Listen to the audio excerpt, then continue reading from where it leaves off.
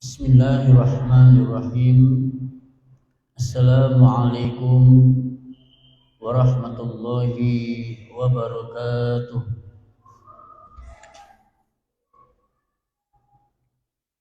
Alhamdulillahilladzi hadana lihada wa ma kunna linahtadiya laula an hadana Allah. Ashhadu an la ilaha illallah wahdahu la syarika lah wa asyhadu anna Muhammadan abduhu wa rasuluh. Allahumma salli wa sallim wa barik ala sayyidina wa maulana Muhammadin sallallahu alaihi wasallam wa ala alihi wa ashabihi wa man tabi'ahum bi ihsanin ila. Yang kami hormati Ibu Ketua Komunitas Muslimah Probolinggo, yang berbahagia ibu-ibu dan juga remaja putri yang semoga senantiasa dirahmati dan diberkahi Allah Subhanahu wa ta'ala. Segala puji bagi Allah Jalla fi'ulahu, yang dalam kesempatan yang begitu berbahagia dan penuh keberkahan ini, insyaallah Allah masih mudahkan langkah kaki kita. Allah Ta'ala masih mengizinkan detak jantung kita, sehingga dengan pertolongannya lah kita mampu untuk menguatkan diri kita, menyimak firman-firman Allah Subhanahu wa ta'ala dibacakan, dan sabda Rasul sallallahu alaihi wasallam disampaikan, serta perkataan para ulama salaf diberitakan. Insyaallah tema kita pada kesempatan sore hari ini menjadi wanita yang qanaah.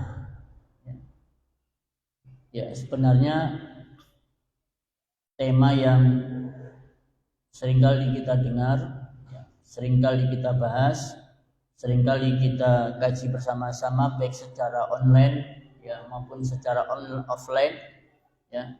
Saya kira ibu-ibu sudah banyak yang paham dan mengerti apa itu qanaah. Tetapi tidak ada salahnya kalau kemudian kita saling mengingatkan kembali, saling mencas kembali. Barangkali kajian tentang qanaah ini lupa,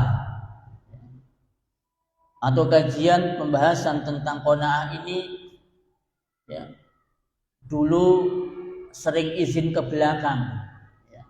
Jadi waktu ustadznya menyampaikan sering izin ke belakang, jadi ada beberapa bagian yang terlewatkan ya. Ya. Ada pula yang kesirep, Allahu Akbar ya, saking enaknya ustadznya waktu menyampaikan gak perasa kesirep. Akhirnya ditanya, tadi temanya tentang apa? Embuh, aku dhewe gak ero. Nah, baik ibu-ibu sekalian, Islam ketika dibawa oleh Nabi Muhammad SAW, kemudian disebarkan ke seluruh alam semesta, bukan hanya mengatur tentang bagaimana seseorang itu beribadah kepada Allah Subhanahu wa taala, menjauhi syirik. Bukan hanya mengajarkan kepada mereka bagaimana beribadah kepada Allah taala sesuai dengan syariat dan meninggalkan bid'ah. Tetapi Islam datang di tengah-tengah umat adalah dalam rangka memperbaiki akhlak, membersihkan hati, mensucikan jiwa. Ini juga merupakan tujuan disebarkannya Islam. Dan yang paling banyak memasukkan seseorang ke dalam surga itu adalah bab tentang masalah akhlak, bab tentang masalah pembersihan jiwa, mensucikan hati, dan lain sebagainya. Bisa dilihat surat Al-Jumu'ah ayat 2. Apa di situ bunyinya? Surat Al-Jumu'ah ayat 2. Huwallazi ba'asa fil ummiyina rasulan. Dialah Allah yang telah mengutus seorang rasul di tengah-tengah umat yang ummi, yang enggak bisa baca, yang enggak bisa nulis. Yatlu alaihim ayatihi. Dia membacakan kepada mereka ayat-ayatnya. Wa yuzakkihim, dan mensucikan mereka, mensucikan hati mereka, membersihkan jiwa mereka. Wa yu'allimuhumul kitaba wal hikmah, dan mengajarkan kepada mereka Al-Quran dan Al-Hikmah Sunnah. Jadi ini juga merupakan salah satu tujuan disebarkannya Islam adalah membersihkan jiwa. Nabi SAW juga bersabda, "Aksaru ma yudkhilun nasa al-jannah husnul khuluq." Sesungguhnya yang paling banyak memasukkan manusia ke dalam surga itu akhlak yang baik. Ya, tauhid penting, ya. Ibadah sesuai sunnah penting, ya. Tetapi juga tidak kalah pentingnya adalah kita memperbaiki akhlak kita. Dan salah satu di antara akhlak atau pembersihan hati, pensucian jiwa yang benar-benar diperhatikan oleh Islam itu adalah qanaah. Apa itu qanaah? Apa sih qanaah itu? Ini bahasa syariat qanaah. Para ulama menjelaskan tentang pengertian qanaah, yaitu dia ridho dan merasa cukup. Bukan hanya merasa cukup, tetapi dia ridho dengan apa yang Allah Subhanahu wa taala berikan kepadanya. Itu namanya qanaah. Saya ulangi, qanaah adalah sikap ridho dan merasa cukup dengan apa yang diberikan Allah Subhanahu wa taala kepada kita. Itu namanya qanaah. Tetapi pada prakteknya tanpa kecuali siapapun orangnya, entah orang awam, entah pejabat, entah dia kiai, entah dia seorang ustadz, seorang ulama, pada dasarnya mereka semuanya tanpa kecuali memiliki watak dan sifat dasar itu merasa kurang, merasa kurang. Siapapun orangnya. Oh, kalau ustadz itu dia merasa qanaah, kata siapa? Oh, kalau udah kiai dia itu sudah pasti merasa cukup dengan pemberian Allah. Siapa yang bilang? Ya, siapa yang bilang? Enggak ada. Enggak ada yang bisa memberikan jaminan dan garansi si fulan qanaah, si fulan enggak, si fulan merasa cukup, si fulan tamak. Enggak ada. Semuanya enggak ada garansinya. Ya. Coba mari kita perhatikan sabda Nabi SAW berikut ini. Apa memang benar? Ya. Manusia itu tanpa kecuali punya sifat watak merasa kurang, tidak merasa cukup. Ya. Nabi SAW bersabda, Lau anna libni Adama, andaikan anak Adam itu memiliki, coba ini bahasanya Nabi kan anak Adam, ya, berarti kan semua, bukan dipilah-pilah. Oh yang awam aja, yang pejabat aja, yang ustadz enggak, yang kiai enggak. Nabi mengatakan, lau libni Adam wadiyan, andaikan anak Adam manusia secara umum dia itu mempunyai satu lembah min zahab, emas, ya. Satu lembah emas, Bu, ya, bukan 1 kilo emas, ya, bukan 1 koper uang, 1 lembah emas. Itu kalau ditimbang berapa ton, gitu kan? Ini udah banyak berton-ton emas. Apakah kemudian manusia dia cukup dengan beberapa ton emas yang dia miliki? Ternyata enggak. Ya. Kemudian Nabi melanjutkan, ahabba ayyakuna lahu wadiyani, niscaya dia pun akan suka dan cinta memiliki 2 lembah emas lagi. Ya. 2 lembah emas lagi. Bahkan dalam riwayat yang lainnya Nabi mengatakan, ahabba ilaihi saniyan wala u'tiya saniyan ahabba ilaihi salisan. Kalau dia diberikan 1 lembah, pasti dia minta yang kedua. Setelah minta yang kedua, pasti dia minta yang keempat, yang ketiga, dan seterusnya. Ya. Nah itu Bapak Ibu sekalian. Ya. Jadi ini sifat dasar manusia. Ya. Ya, termasuk juga para suami. Ya. Ini juga punya watak merasa kurang.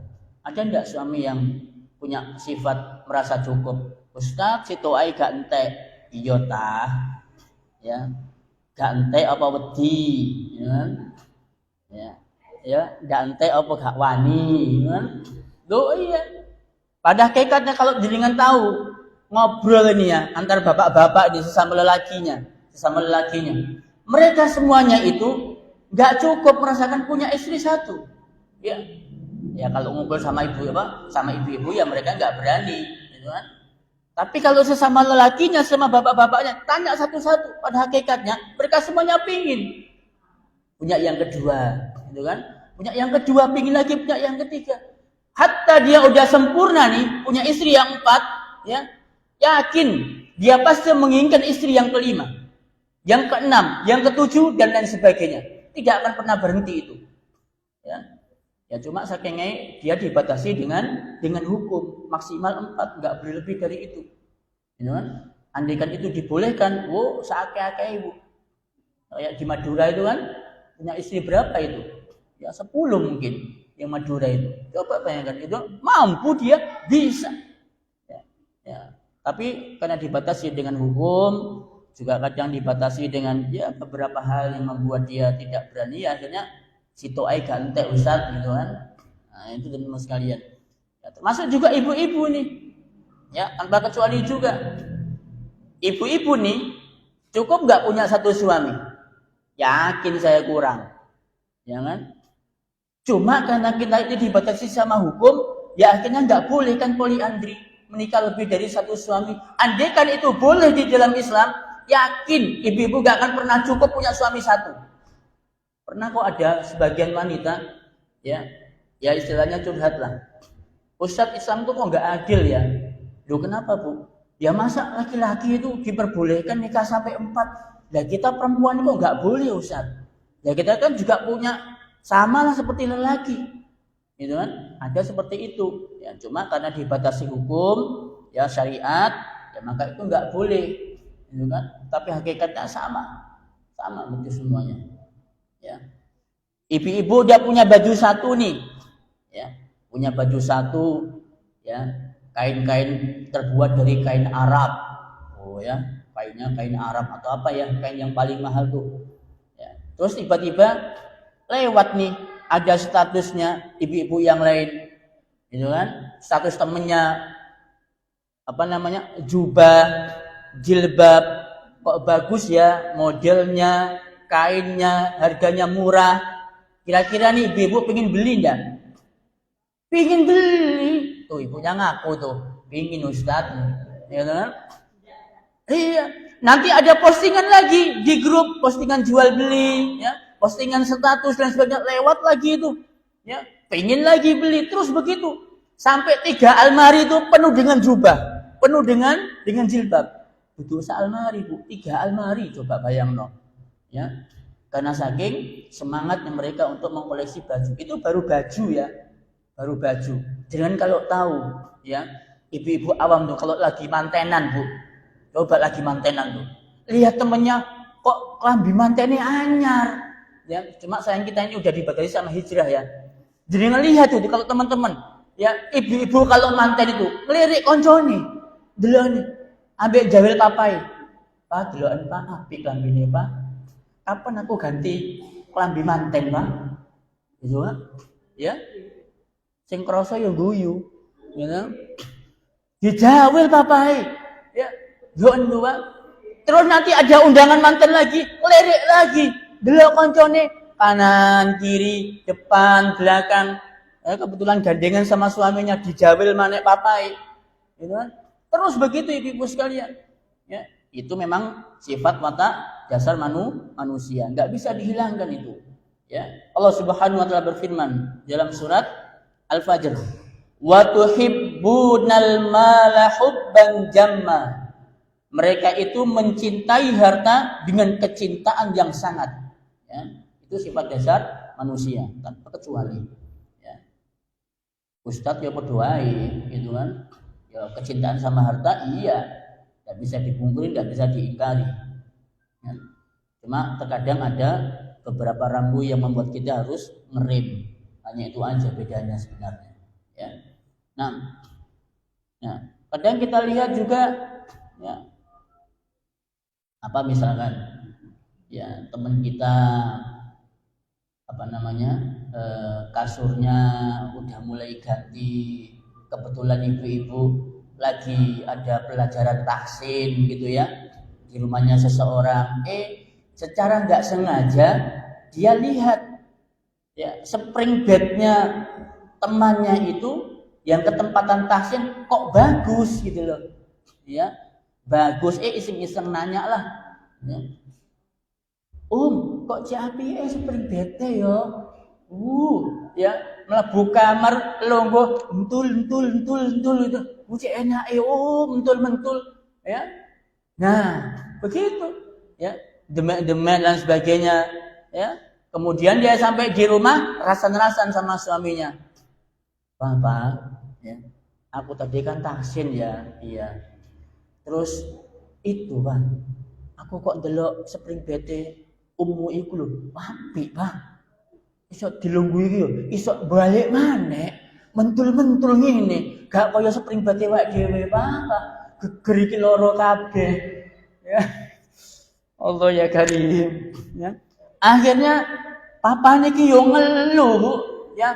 Sing disambati jubah, sing disambati spring bed dan lain sebagainya, ngeluh. Ya. Dan ini ibu sekalian, ya, ini sifat dasar manusia. Dikasih 1 dapat kurang 2, udah dapat 2 kurang 3, begitu seterusnya.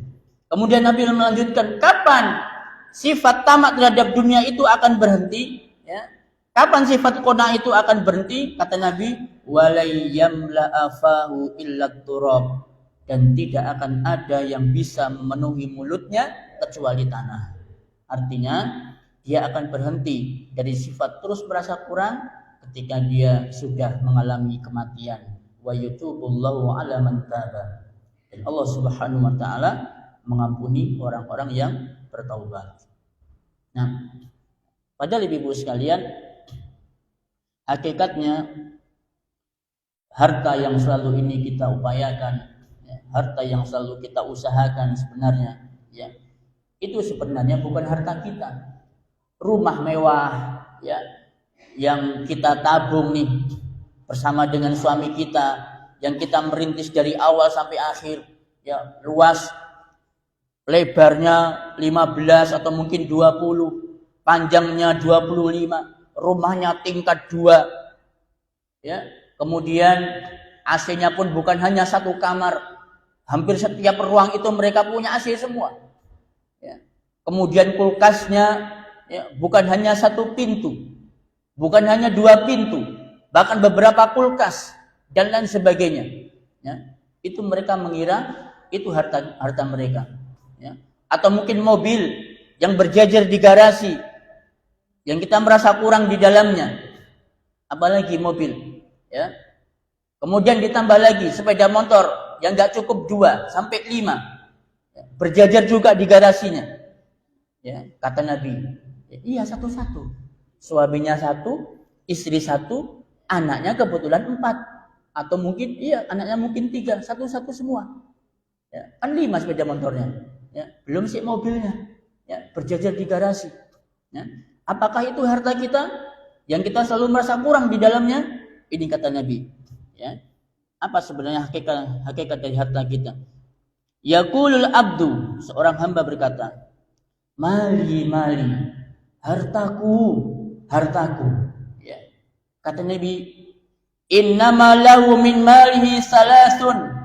La, itu semua bukan hartamu. Hartamu cuma 3, kata Nabi. Ya, rumah mewah, mobil yang berjejer, sepeda motor yang ya bertengger di garasi, itu bukan hartamu, kata Nabi. Hartamu cuma 3. Ya. Yang pertama kata Nabi, ma'akala fa'afna. Yang pertama, apa yang kamu makan, ya, dan itu nanti akan sirna. Itu harta yang pertama. Ya. Betul apa enggak, Bu? Ya. Harta kita apa yang kita makan. Ya kan? Suami kerja, berangkat jam 7, berangkat jam 8, pulang sore, demi apa? Demi sesuap nasi. Ya kan? Beli beras, beli lauk, beli buah, beli kue, bikin minuman dan lain sebagainya. Ma'akal apa yang kita makan, itu harta kita. Ya. Fa'afna, nanti kemudian harta itu apa yang kita makan akan sirna. Berarti pada hakikatnya suami kita kerja, jenengan juga kerja barangkali yang bekerja di luar, itu pada hakikatnya hanyalah memenuhi septic tank yang ada di rumah kita. Ya. Semakin banyak dan semakin penuh septic tanknya, maka berarti semakin penuh harta kita. Ini kata Nabi, ma'akala, harta kita apa yang kita makan, gitu kan? Nah, harta kita yang kedua, aula bisa fa'abla, apa yang kita pakai tapi kemudian usang. Ya, tas yang apa? Merek Italia. Apa mereknya? Gucci Italia. Berapa tuh harganya? Puluhan sampai ratusan juta. Itu kan apa yang kita pakai. Itu pun enggak cuma satu tas. Nanti manten 1 pakai Gucci. Oke? Nanti manten keluarga pakai tas lagi dari Spanyol. Nanti ada apalagi acara kajian setiap bulan sekali ganti tas lagi. Ya, apa yang kita pakai. Tapi apakah selamanya tas itu akan awet? Enggak. Ya, dia pasti akan usang. Baju, gamis, jubah, apalagi jilbab, apalagi cadar yang harganya sampai ya bukan 200-300 lagi, ya. Bisa jutaan bahkan mungkin puluhan juta. Itu yang kita pakai. Ya memang nyaman sih di kulit, ya. Apakah itu akan bertahan tetap di kulit kita? Enggak, ya. Kadang semakin mekar badannya enggak cukup. Ya kan, dikasih ke adiknya tuh, ya. Kadang udah berapa tahun baju yang kita pakai gluwetek jadi gombale pawon, ya enggak, padahal larang tuku nih, ratusan juta itu puluhan juta, gluwetek enggak cukup, cingkrang kemudian jadikan lape kocok, lape pawon buat ngentas panci. Allah ya karim, ngentas panci regane puluhan juta, coba bayangkan, ya. Apa yang kita pakai kata Nabi? Sepatu, ya. Sandal mungkin barangkali, ya. Tidak cukup sandal regone 100-200, ya kan? Ya pancen soge, ya kan? Jutaan harganya. Apakah kemudian sandal itu akan terus menempel di kaki kita? Enggak. Nah, tambah lempo, nggak cukup. Bedah sandalnya, gitu kan? Di prelovetkan, di PL-kan, gitu kan? Ya enggak cukup, mau gimana? Ya sudah, untuk infak sudah, PL sudah enggak cukup, gitu kan? Kan enggak menambal terus di kaki kita, ya akhirnya jadi PL.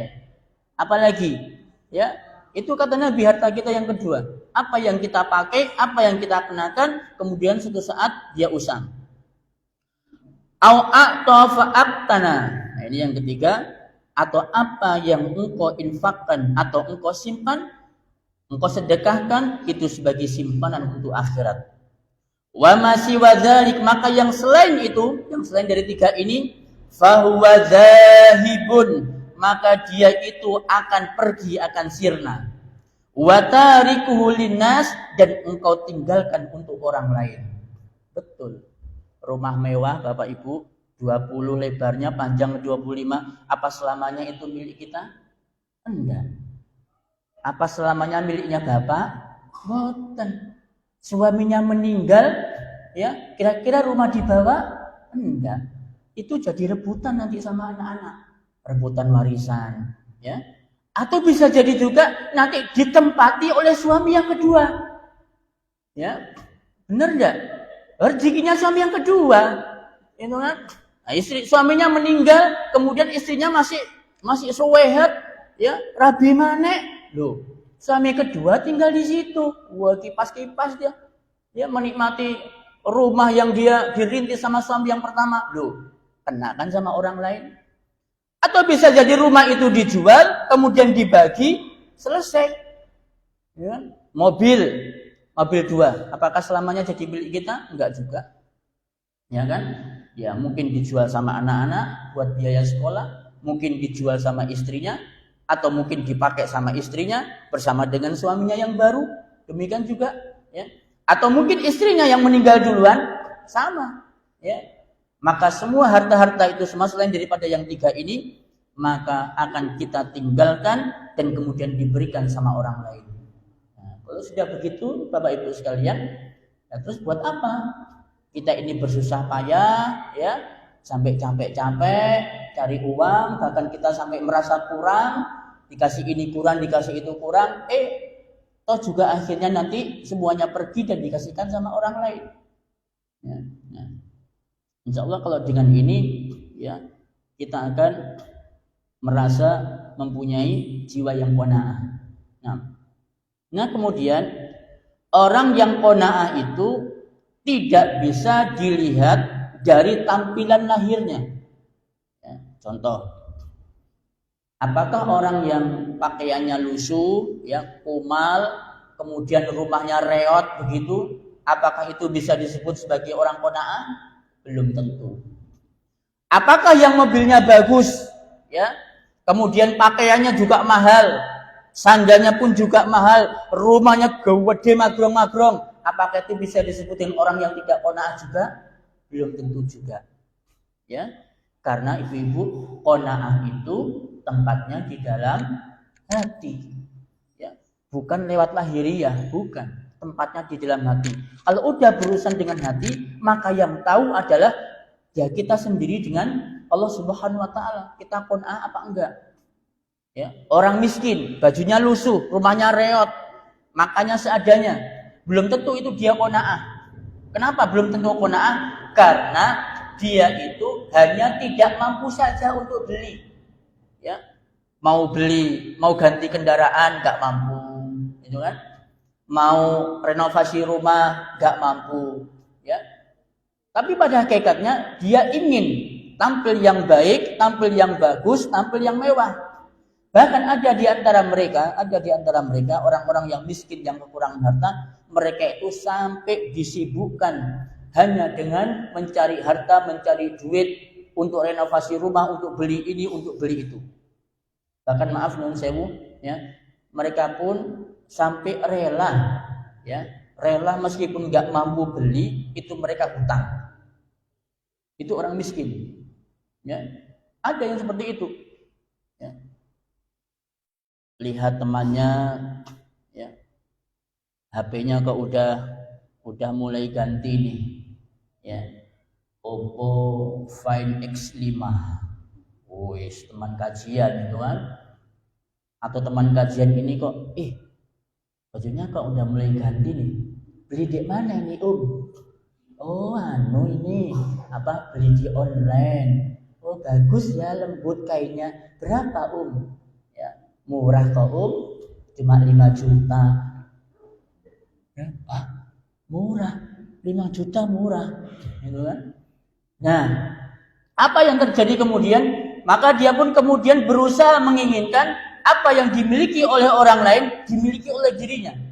Ya, kemudian dia berusaha bagaimana caranya dia bisa memiliki baju seperti temannya itu. Bekerja ibu, ya, berangkat jam 7, ya, suaminya dipompa, ayo ya, kita harus semangat bekerja ya, jangan malas-malasan, tak ewangi ya, bahkan sampai dibantu sama istrinya, masya Allah, gitu kan? Sampai yang namanya kepala jadi kaki, kaki jadi kepala, akrobat, itu. Kenapa? Gara-gara dia ingin mendapatkan apa yang dimiliki oleh orang lain. Itu orang miskin, ibu sekalian. Ya. Ada pula orang-orang kaya, ya, mobil bagus, rumah bagus, kendaraan bagus, ya, tapi dia qanaah. Ya udahlah, karena dia udah punya mobil yang bagus nih, sudah punya Pajero, sudah punya Alphard, cukup dah. Alhamdulillah sudah apa, cukup dah ini dah. Ya, ada yang seperti itu orang-orang kaya qanaah. Ya. Mobil atu udah cukup tuh mobil atu, nggak usah beli 2, ya. Anak-anak kalau pengen mobil ya udah pakai mobil papanya aja. Ada yang seperti itu. Jadi qanaah itu tidak bisa dilihat dari tampilan lahiriah, tapi itu semua berurusan dengan hati. Dan qanaah itu, ibu-ibu sekalian, ya, mampu kita tumbuhkan, mampu kita ciptakan apabila kita ini sering-sering melihat kepada orang yang untuk urusan dunia itu kita lihat mereka yang paling bawah. Ya. Contoh nih, ibu-ibu ya, yang hari ini udah dikasih rezeki nih, dikasih nikmat sama Allah, ya. Punya apa ya, kendaraan tuh, apa NMAX gitu ya. NMAX itu bagus apa enggak ya? Bagus ya, bagus lah saya kira. Itu alhamdulillah, ya. Kemudian dia melihat kepada temannya yang di bawah dong untuk urusan dunia. Oh alhamdulillah, ya, alhamdulillah supaya kita ini udah punya kendaraan NMAX nih. Tuh teman kita tuh kemana-mana kajian pakai Yamaha 75, kotok-kotok lagi Pak, ya Allah Pak, mesakno Pak, macet mogok Pak. Tuh Pak, ya. Jadi untuk urusan dunia kita ini melihat yang ke bawah. Ibu-ibu nih udah punya baju harganya mahal, alhamdulillah udah punya baju nih, punya jubah yang mahal. Maka lihat dong teman-teman kita di kajian tuh, yang jubahnya sederhana, bahkan belinya pakai PL lagi. Tuh, ya, punya jubah belinya di PL, regorong 20.000 udah dapat jubah. Masya Allah, tuh lihatlah. Ya Allah Pak, teman kita Pak punya jubah Pak dari PL. Coba lihat di situ. Maka setelah dengan begitu akan tumbuh rasa qanaah, rasa cukup kita. Ya. Nah, tapi kalau untuk urusan akhirat, yo lihatnya jangan di bawah kata Nabi, tapi lihatnya yang paling atas. Nah, sekarang kita enggak semua ibu-ibu. Kalau untuk akhirat kita lihat orang yang paling bawah. Kalau untuk urusan dunia kita lihatnya orang yang paling atas. Coba tuh kalau sholat berjamaah, kajiannya aja dah kajian tuh, kajian Islam rutin ini, ya. Ibu-ibu yang duduknya di belakang, nyenden lagi. Wis nok mburi, nyenden, gak nggawa tulisan, ngantuk. Gitu kan? Nah, giliran ada temannya yang baru datang disorong, ya. Mbak, sampai nok ngarep ae wis aku tak ning mburi balung tuwek. Ya kan? Loh, kenapa bukan ibu aja yang maju di depan? Gitu kan? Gegernya tegak, bawa catatan. Kenapa temannya kok disuruh maju? Ya kan? Nah, ini urusan akhirat. Kalau urusan akhirat, ya kita lihatnya mau yang ke bawah aja. Ya, temannya dikasihkan sama kita. Sholat jamaah juga begitu, Bu. Bapak-bapak itu. Jadi giliran saf depan ya, giliran saf yang depan, ini bapak-bapak nggak mau maju, temannya yang disuruh. Pak, sampai naik sing maju wis, aku tak ning mburi ae. Aku soalnya ngentutan. Alasannya begitu. Ya? Jadi untuk urusan akhirat mereka nggak mau maju. Tidak mau yang di atas. Mereka maunya yang di bawah. Tapi kalau urusan dunia, ya, macam dong, ya. Maju kalau bisa sayang pertama kali. Diusik sedikit pun mereka tidak mau. Ya. Nah, Nabi mengatakan, "Ungzuru ila man huwa asfala minkum wa la tanzuru ila man huwa fawqakum."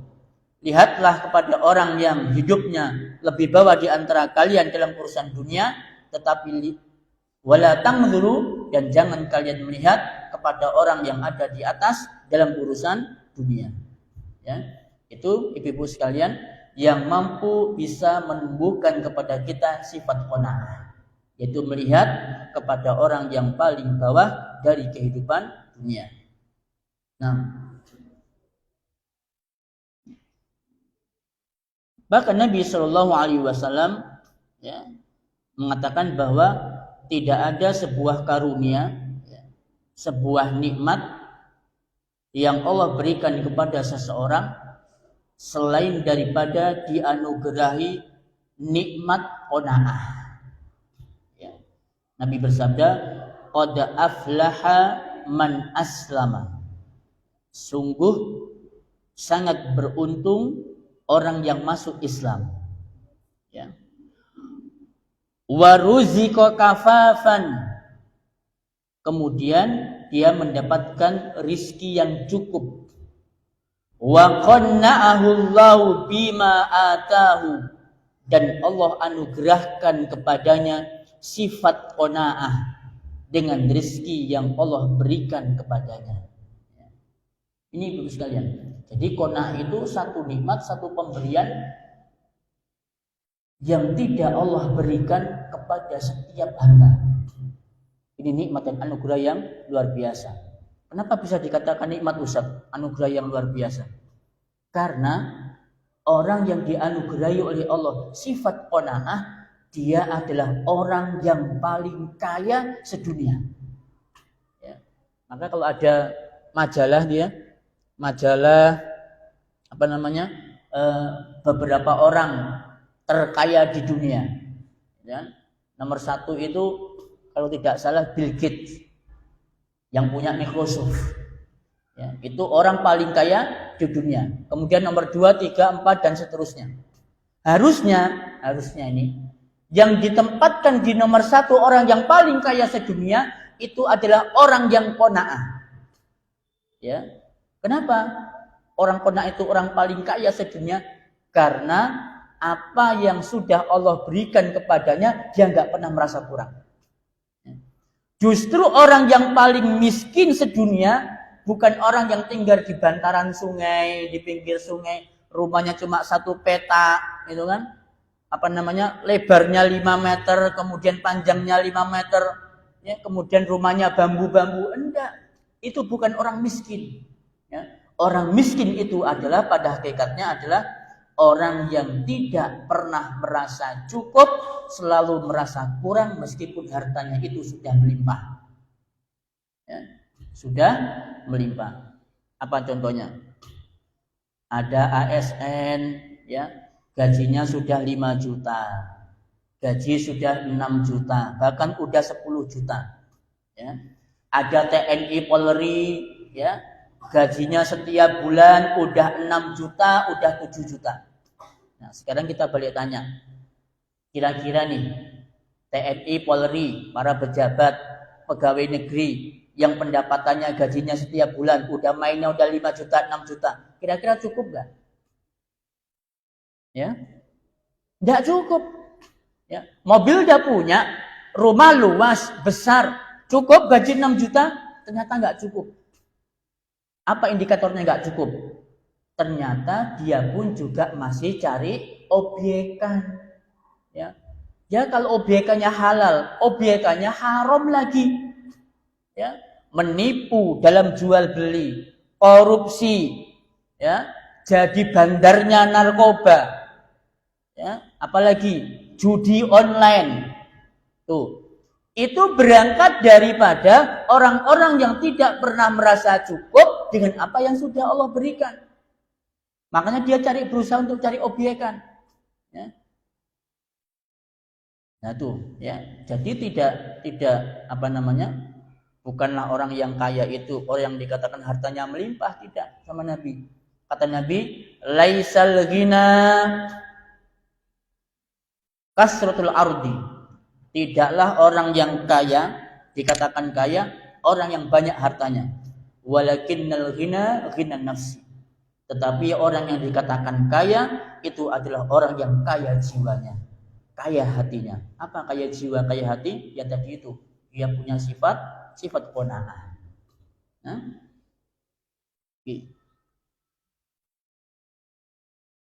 Ibu-ibu sekalian yang dimuliakan Allah Subhanahu wa taala,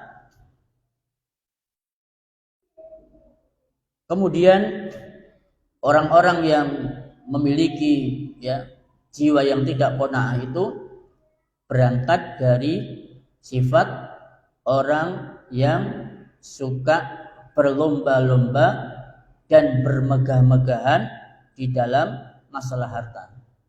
Allah berfirman dalam surat At-Takatsur, Alhaakumut takatsur, bermegah-megahan, berlomba-lomba memperbanyak harta telah melalaikan kalian. Hatta zurtumul maqabir, sampai kalian itu masuk ke dalam kubur. Kalla saufa ta'lamun, sekali-kali tidak. Summa kalla saufa ta'lamun, kemudian sekali-kali tidak, ya.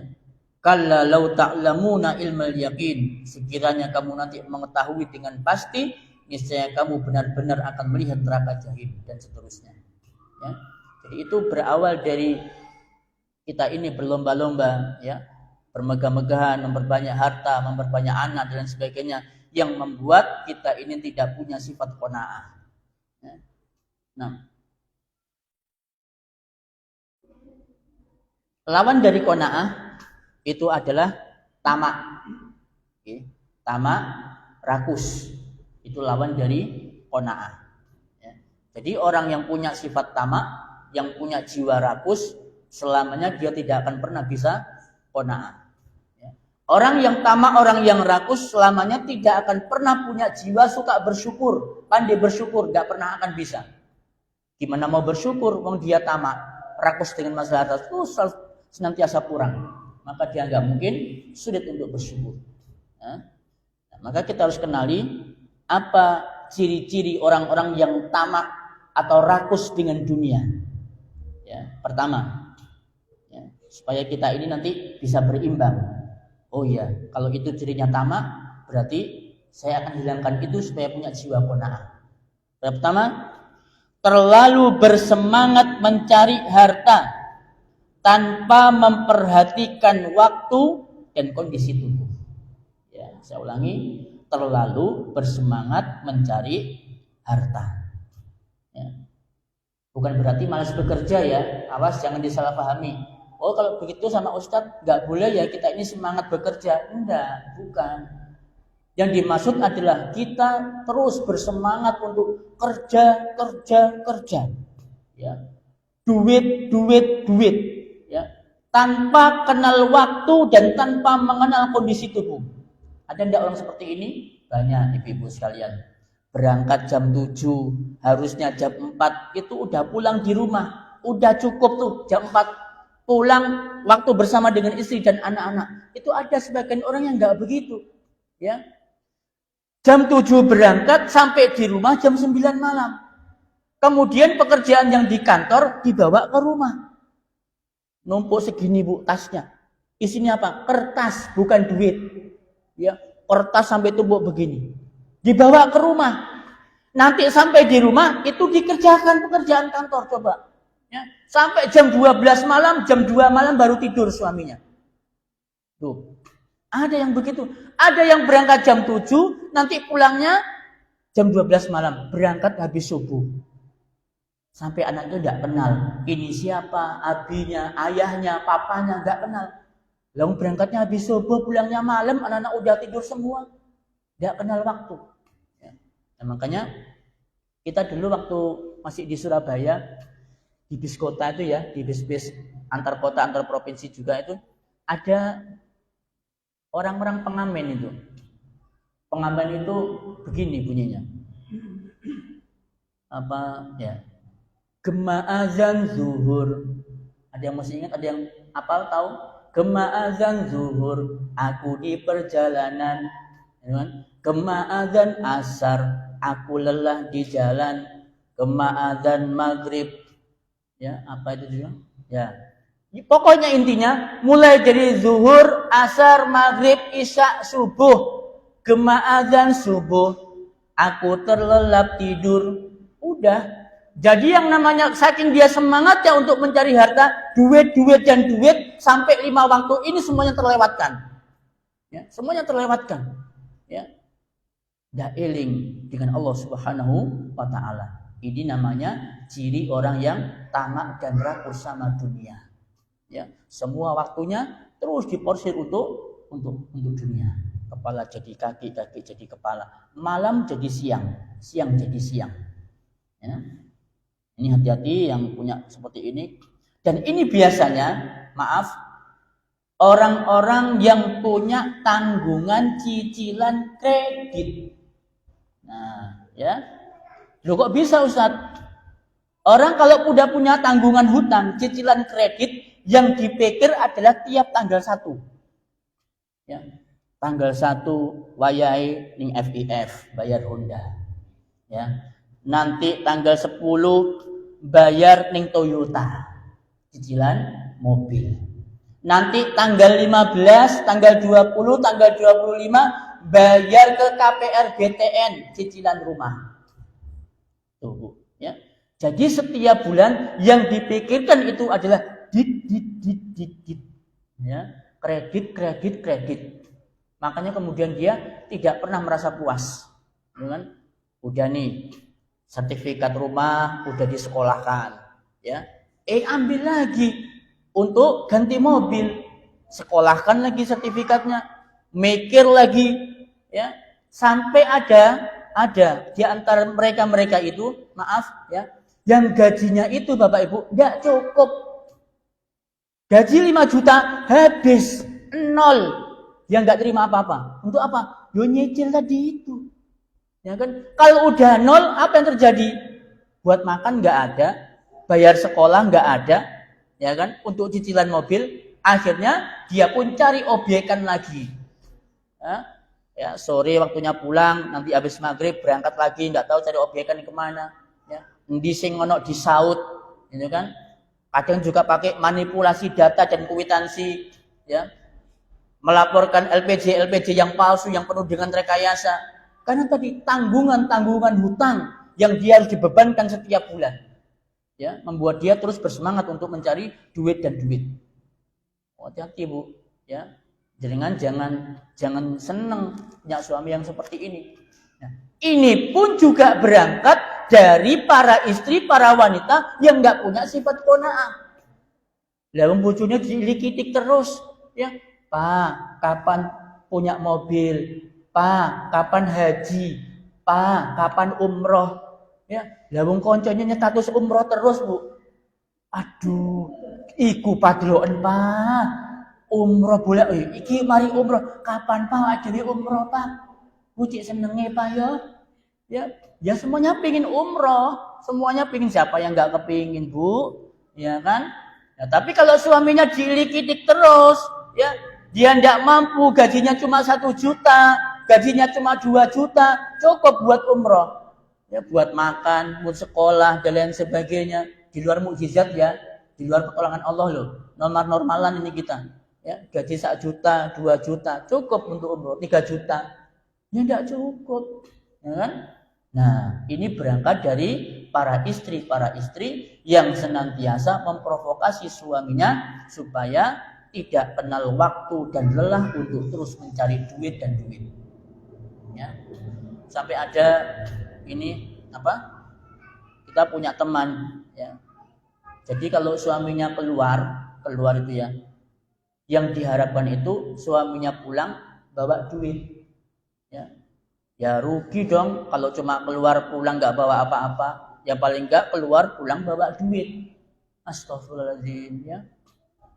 Ya kalau suaminya ini ngapain kayak di luar harus pulang bawa duit? Emang suaminya kerja lagi apa pulang? Ya kadang suaminya keluar itu, ya, dia butuh komunikasi gitu kan, butuh teman untuk cari mungkin ada lowongan-lowongan baru atau ada sabetan-sabetan yang lain. Yang pulang kadang nggak mesti harus bawa uang, gitu kan? Nah, kadang para istri begitu, Pak, pulang harus bawa uang loh. Nek nggak bawa uang nggak boleh naik. Aku, suami ya langsung gini, abu nak, tak ngebibes tak oleh naik. Aduh, palang.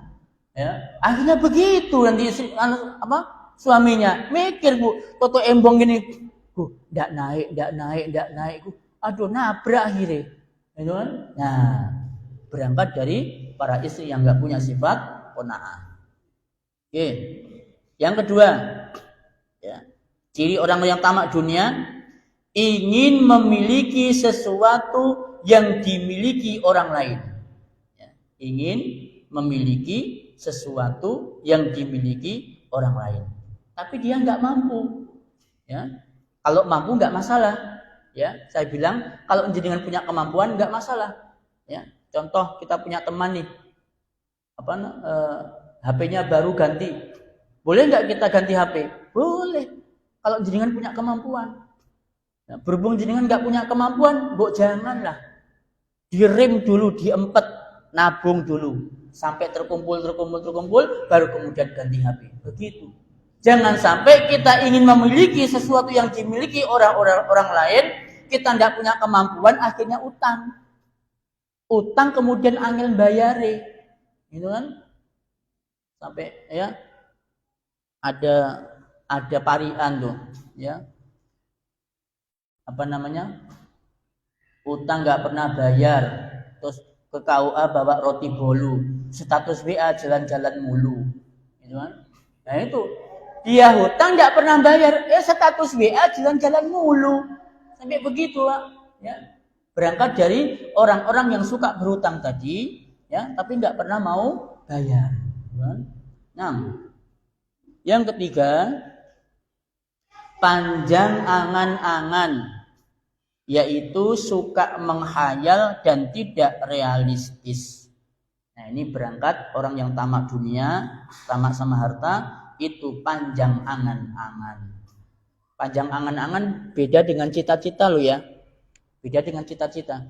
Kalau cita-cita itu ya keinginan yang kuat untuk sukses, untuk maju dan diimbangi dengan kemampuan dan usaha. Itu cita-cita. Tapi kalau panjang angan-angan, keinginan untuk maju, untuk sukses, tapi nggak diimbangi dengan kemampuan dan usaha. Ya.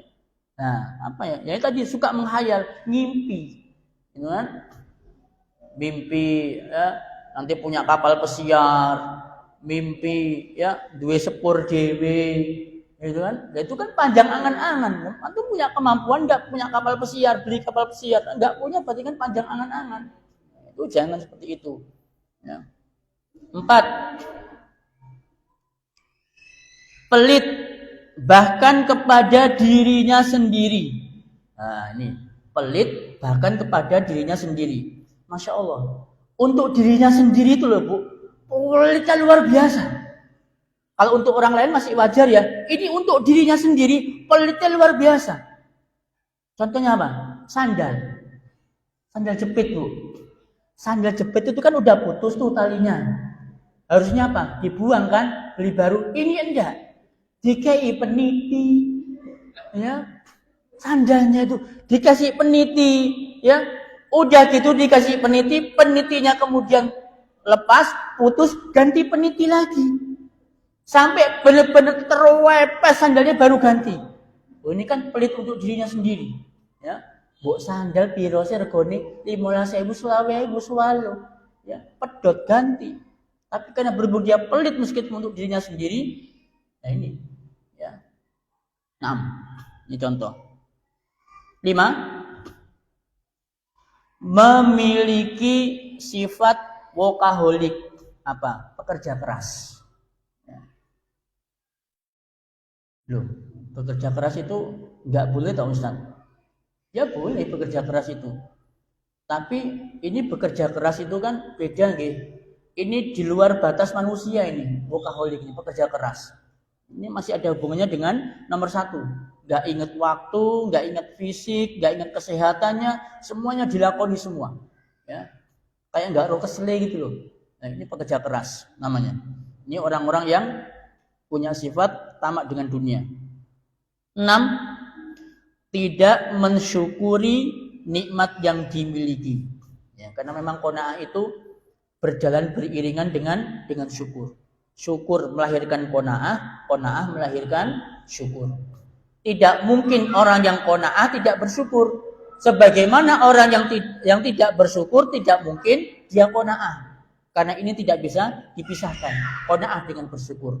Maka orang-orang yang mensyukuri nikmat tidak mensyukuri nikmat yang dimiliki, itu ciri orang-orang yang tamak dengan dunia, tamak dengan harta. Tidak punya jiwa qanaah. 7. Selalu merasa kurang padahal hartanya udah banyak. Ya, padahal hartanya udah banyak. Nah, ini banyak dan tidaknya ini ukurannya itu bukan diri kita. Okay? Bukan diri kita, tetapi orang lain yang melihat. Ya, orang lain yang melihat. Ya. Mungkin antara satu dengan yang lain mungkin bisa berbeda. Oh, si fulan ini hartanya banyak, si fulan ini dia menengah, si fulan ini menengah ke atas. Orang lain yang bisa menilai. Maka orang-orang yang merasa kurang padahal dia udah melimpah hartanya, itu orang ciri rakus dengan harta. 8. Kurang menghargai pemberian orang lain jika tidak sesuai keinginan. Ya. Kurang menghargai pemberian orang lain jika tidak sesuai keinginan. Contoh, kita punya teman habis rekreasi, habis jalan-jalan, itu kan, healing keluar kota. Misalkan dia healingnya kemana? Ke Bali deh, apa ke Lombok, ya kan? Nah, maunya kita teman ini dia pulang dari Lombok membawakan kita makanan khas Lombok, ya kan? Makanan khas Lombok. Tapi apa yang terjadi? Dia pulang dari rekreasi ke Lombok, datang ke rumah kita ngasih rengginang terasi. Ya kan? Begitu dia ngasih rengginang terasi, ada kok rengginang terasi. Nah ini ibu sekalian, kurang menghargai pemberian orang lain. Udah dikasih tidak dihargai tapi dicela. Ya. Panganan opo iki? Ning Probolinggo ya ono. Ya, itu Bu, ya, itu ciri orang yang ngerakus utama dunia, enggak pernah bisa menghargai pemberian orang lain. Ya. Hati-hati ya. Ya, kita sebagai seorang muslim ya, apapun itu diberikan sama saudara kita ya udah kita terima. Enggak suka ya jangan dicela. Ya bisa dikasihkan sama orang lain yang mungkin dia lebih membutuhkan dan lain sebagainya daripada kita cela. 9. Semua perbuatannya bertendensi harta. Ya. Jadi semua kegiatannya, orientasinya itu ujung-ujung akhirnya adalah harta dan duit. Ya. Contoh, misalkan ada kegiatan apa, kalau nggak ada duitnya nggak mau datang. Ya. Kalau nggak ada makanannya, misalkan begini, nanti ada undangan rapat nih, ayo datang ya. Tanya, apa panganan nih? Ya insya Allah akan kita jamu, ote-ote, gedang godok, kacang godok. Ada, afwan anak nggak bisa hadir. Ya, nggak bisa hadir. Tapi kalau diinformasikan nanti rapat ya, jamuannya menunya kambing guling. Wais ya. Kikil langsung nomor 1. Satu list anak hadir. Allah ya karim. Ya. Nah itu. Jadi semua kegiatannya, aktivitasnya itu semuanya ujungnya harta dan duit. Kalau nggak ada duitnya, nggak ada hartanya, nggak mau ikut kegiatan. Nah, ini orang yang tamak rakus dunia seperti ini. Ya. Semua orientasinya adalah duit. Kalau nggak ada duitnya nggak berangkat. Nggak ada iming-iming hartanya, nggak mau hadir. Ya. Yang 10 terakhir, terlalu mencintai harta yang dimiliki. Ya. terlalu mencintai harta yang dimiliki. Bukan berarti cinta harta tidak boleh, bukan ya. Ya kita semua normal lah, sebagai manusia biasa cinta sama harta, sebagaimana Allah Ta'ala berfirman. Tapi kalau ini udah terlalu, saking terlalunya mencintai harta, ibu sekalian, masya Allah, yang namanya rumah nih, apa namanya tuh, security-nya luar biasa. Temboknya dikasih kawat berduri, kurang bu, dikasih pecahannya kaca, ya, pecahan kaca, kawat berduri, kurang, dikasih setrum lagi, tuh, ya, dikasih setrum, ada kawat berdurinya, ada belingnya. Kemudian di setiap sudut ruangan itu dikasih CCTV, tuh, karena saking cintanya dia takut kehilangan harta. Belum cukup dikasih CCTV, ditambah dengan di depan rumah itu ada penjaga. Penjaganya bukan satpam, TNI Kopassus lagi penjaganya bu. Kurang lagi, kemudian ambil anjing pelacak, ya, ambil anjing pelacak untuk apa? Untuk menjaga rumah, karena takut hartanya itu hilang diambil orang. Ini ciri orang yang terlalu mencintai harta. Ya, jadi segala sesuatunya itu serba perfect, serba sempurna, serba ketat. Gak boleh ada celah sedikit pun yang membuat orang itu bisa mengambil hartanya. Nah, ini ciri orang yang rakus dan tamak sama dunia. Ini 10. Jadi sifat qanaah itu harus dimiliki oleh setiap orang. Ya, apalagi ini ibu-ibu, ya, statusnya sebagai seorang istri, ya, jangan sampai membuat suaminya itu beruban sebelum waktunya, ya, jangan sampai membuat suaminya itu beruban sebelum waktunya, gara-gara ibu-ibu itu nggak punya sifat jiwa qanaah. Gimana mau nggak beruban sebelum waktunya? Ya, suaminya diliki-liki terus dan lain sebagainya, diprovokasi dan sebagainya, ngeluh, ya, gaji cuma 3 juta, gaji cuma 4 juta, 5 juta, tuntutannya luar biasa, dan ancamannya pun juga luar biasa, nggak boleh naik katanya. Apa nggak beruban sebelum waktunya seperti ini? Ya, nah, maka wanita itu perlu punya jiwa qanaah dengan cara banyak-banyaklah kita ini berteman, bergaul dengan orang-orang yang kehidupan ekonominya itu di bawah kita. 2, ya, jangan pernah update belanjaan. Jangan pernah update untuk lihat status-status yang isinya itu belanjaan. Ya kalau punya kemampuan nggak masalah, boleh kok, ya nggak ada larangan. Tapi jangan sampai jenengan yang selalu update kemudian nggak punya kemampuan memprovokasi suaminya. Ya. Yang ketiga, banyak berteman dengan bunda-bunda yang solihah, dengan teman-teman yang solihah.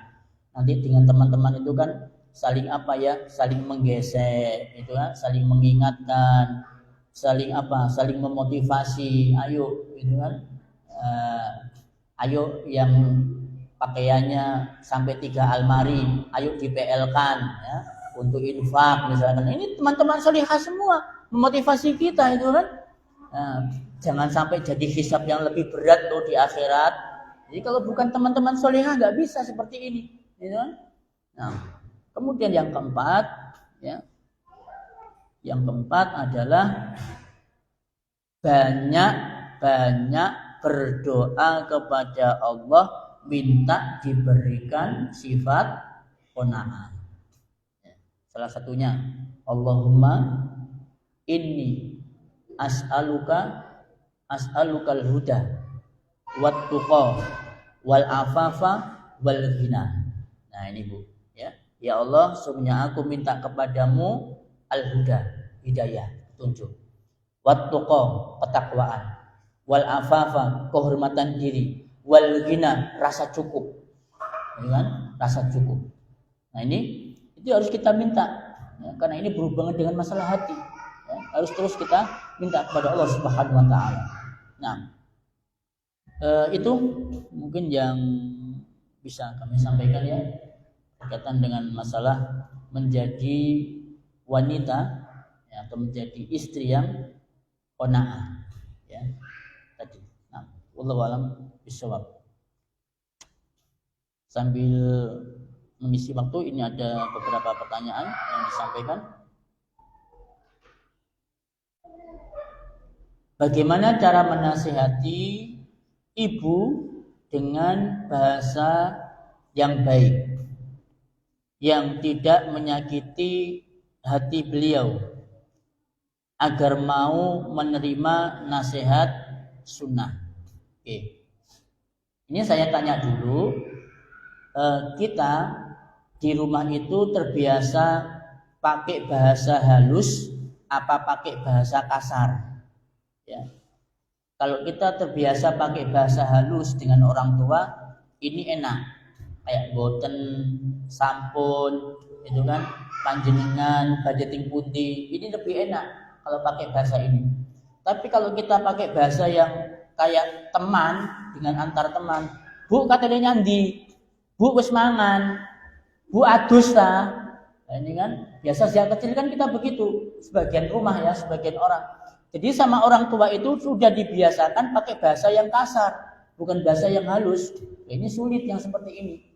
Tapi kalau memang yang bertanya ini mampu dia berbahasa yang halus, pakai bahasa yang halus. Ya, entah pakai Jawa atau mungkin Madura, pakai bahasa yang halus. Yang kedua, kalau orang tuanya itu bukan termasuk orang akademik, artinya diajak berpikir ilmiah sedikit lah, nggak bisa, itu pakai penalaran, ya, pakai logika yang sekiranya ibu kita itu menerima. Ya, contoh, ibu kita itu punya kebiasaan membuat sandingan, itu kan kayak bikin kopi, ada kuenya, ada menyannya, ada rokoknya, itu kan. Nah, nggak bisa kalau kemudian ibu itu kita kasih bahasa dalil, nggak bisa. Dia diajak berpikir ilmiah nggak bisa. Bu, ojo gawe sandingan, iki ngono syirik masuk neraka. Oh, nggak nyampe Bu. Ya, pakailah bahasa logika. Ya, Bu, damel napa jenengan? Iki kopi, bapakmu katanya teko mari ngene. Oh, bapak iso teko ya? Yo iso. Oh, ngono ya. Ya apa nek tak kancani ngopi Bu, bapak Bu. Ya kan? Pakai logika. Loh, yo enggak iso leung bapakmu wis mati. Loh, belajarin jenengan tadi bapak katanya teko, lah kok wis mati. Nah, mulai dia berpikir. Kemudian besoknya kopi itu kita lihat kok masih utuh. Loh Bu, kopinya kok masih utuh Bu? Bapak urung teko berarti. Enggak sido teko berarti. Nah, mulai itu ibunya berpikir, iya ya. Nah, jadi ibu itu kita ajak dia dengan bahasa-bahasa logika yang sekiranya ibu kita itu gak bisa diajak berpikir ilmiah. Satu, pakai bahasa halus. Dua, dengan logika berpikirnya. Okay. Apakah anak sambung tidak diperbolehkan memanggil ayah atau ibu tirinya dengan panggilan umi atau ibu atau abi atau ayah? Boleh. Ya, selama suami istri itu sudah melakukan hubungan suami istri, maka anaknya berubah menjadi mahram. Karena udah mahram, maka dia boleh melakukan apa saja sebagaimana mahram yang lain, termasuk memanggil ibu, ayah, papa, mama dan seterusnya. Ya, itu boleh. Dengan catatan kalau sudah berhubungan suami istri. Kalau belum tidak boleh. Oke, kalau belum tidak boleh. Karena ada dalil serta firman Allah yang melarang menisbatkan nama atau panggilan orang tua kandungnya kepada orang tua sambungnya. Oh ya, ini begini maksudnya. Maksudnya itu dilarang menasabkan, ya, menasabkan nama anak tiri kepada orang tua tiri. Itu yang tidak boleh, karena dia bukan ayah kandungnya, dia bukan ibu kandungnya. Contoh, ada seorang anak namanya Markona, gitu kan? Markona. Dia punya ayah namanya Budi, ya, ayahnya meninggal. Kemudian ibunya menikah lagi sama Mukidi. Nah, itu kan? Boleh enggak kira-kira Markona binti Mukidi? Enggak boleh, ya kan? Tetap dia harus nasabnya Markona binti Budi. Itu kan nasabnya, termasuk juga nanti di pernikahan. Tapi kalau sekedar panggilan saja, papa, ayah, abi, umi, boleh seperti itu, ya, boleh seperti itu. Nah, wallahu a'lam.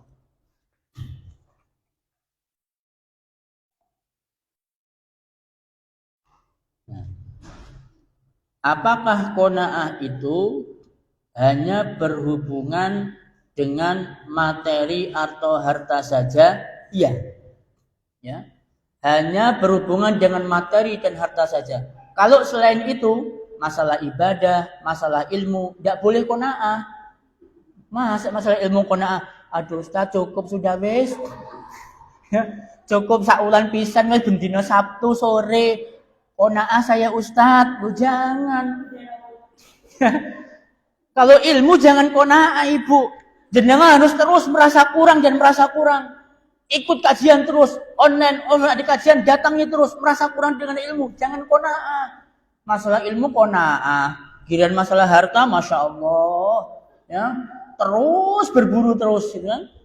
Nah, apakah waktu dengan suami dan keluarga yang selalu kurang termasuk bukan sifat qanaah? Nah, ini, ya.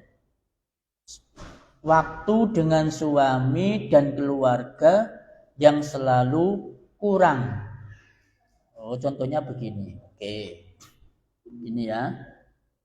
Untuk masalah waktu bersama suami atau bersama anak, bersama dengan istri, ini ya kalau kita merasa kurang tidak bisa dikatakan qanaah.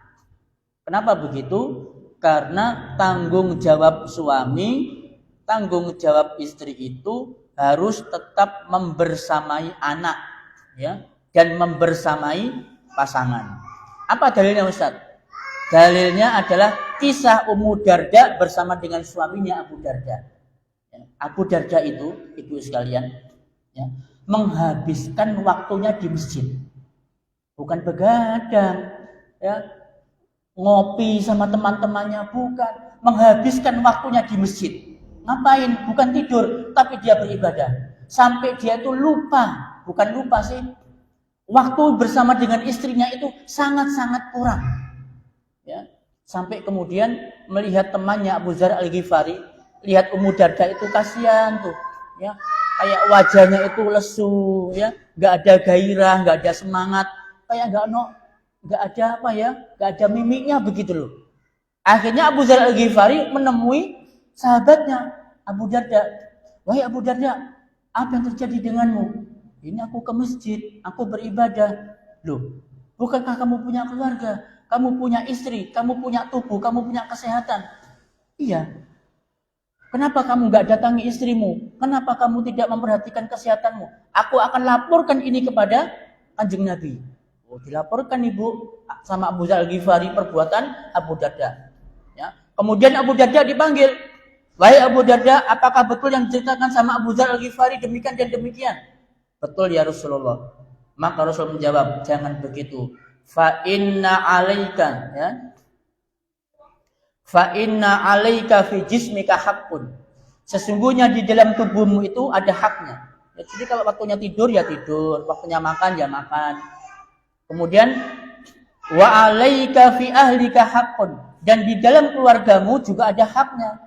Ya, sama istrimu, sama anakmu. Ya boleh kamu ibadah, cuma jangan lupakan istrimu, jangan lupakan anakmu.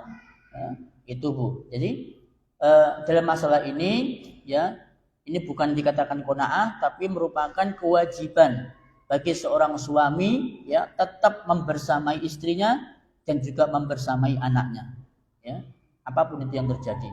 Nah, maksud sih yang namanya kerja itu mulai dari pagi ketemu pagi kerja terus, apa enggak bosan, apa enggak capek, gitu kan? Kasihan dong istri kita, ya. Nah,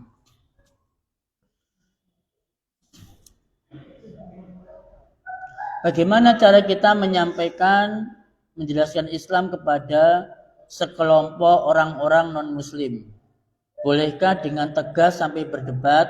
Ya, kalau memang ibu ini punya ilmunya tentang masalah kristologi, ya, tentang masalah Hindu, Buddha, silakan aja diskusi mereka, nggak jadi masalah, gitu kan? Atau bisa jadi juga ditunjukkan dengan akhlak.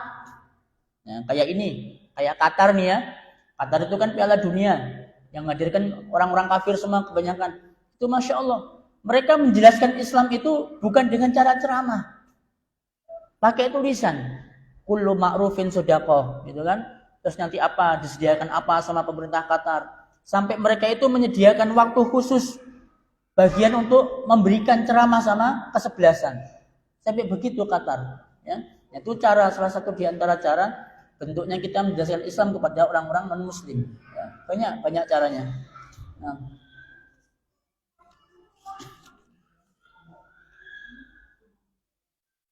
Apa benar makanan, menu masakan yang dijual oleh rumah makan yang namanya menggunakan nama-nama yang Allah laknat, setan, iblis itu diharamkan, seperti kafe gacoan, ya, apalagi ceker setan dan lain sebagainya dengan nama yang menyeramkan?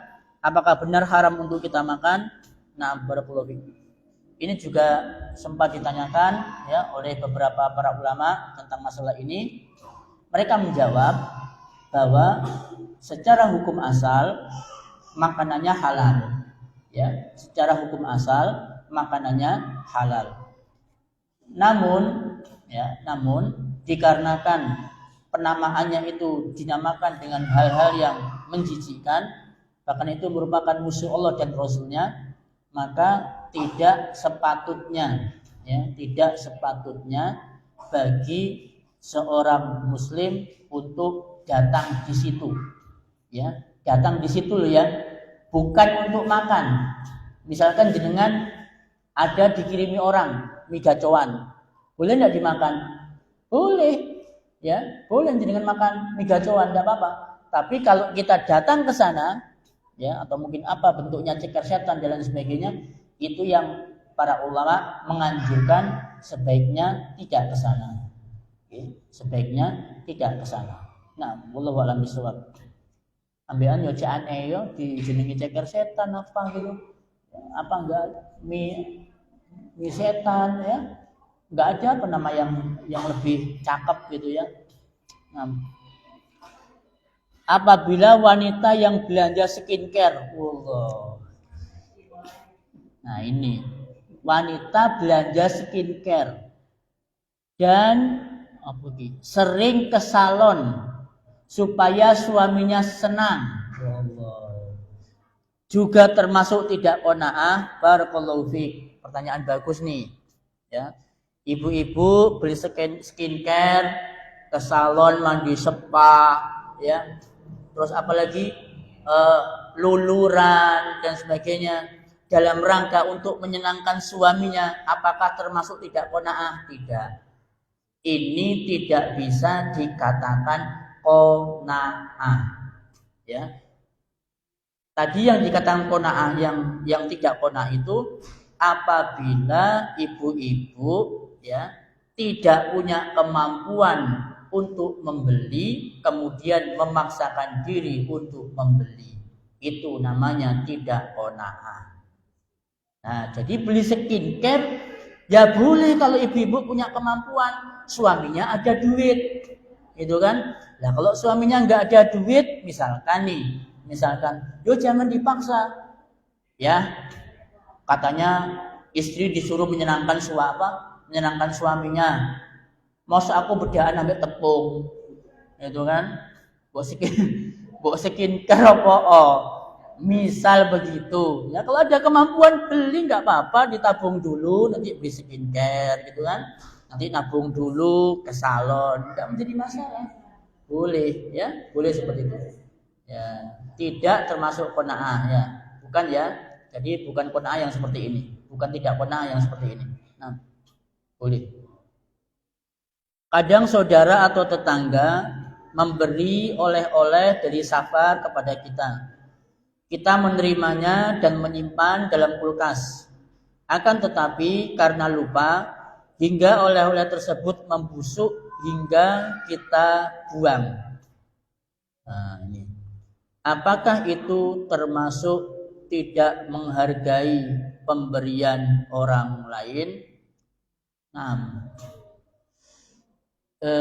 ini tidak bisa dikatakan tidak menghargai pemberian orang lain, tetapi bisa dikatakan ini bentuk mubazir, bentuk tabzir, pemborosan tentang masalah harta dan makanan. Gimana solusinya? Ya, solusinya kalau kita diberikan oleh-oleh sama keluarga, sama teman, sama tetangga, ya itu dimakan langsung. Ya, dimakan. Kalau memang kita merasa kekenyangan, ya bolehlah ditaruh di kulkas. Masaknya sampai lupa, sampai beberapa hari itu kan ditaruh kulkas memang bisa bau tak kalau ditaruh kulkas. Ada mungkin ya, yang bau ada mungkin ya. Ya, wallahu alam ya. Ini saya kira mungkin masuk dalam wilayah mubazir ya. Ya, menghambur-hamburkan harta atau makanan sehingga sampai tidak termakan. Ya. Nah, wallahu alam. Cukup ini mungkin pertanyaannya. Nah, cukup. Adakah door prize untuk ibu-ibu? Enggak ada? Ya, kalau enggak ada, kita akhiri aja. Subhanakallahumma wa bihamdika asyhadu an la ilaha illa anta astaghfiruka wa atubu ilaik. Assalamualaikum warahmatullahi wabarakatuh.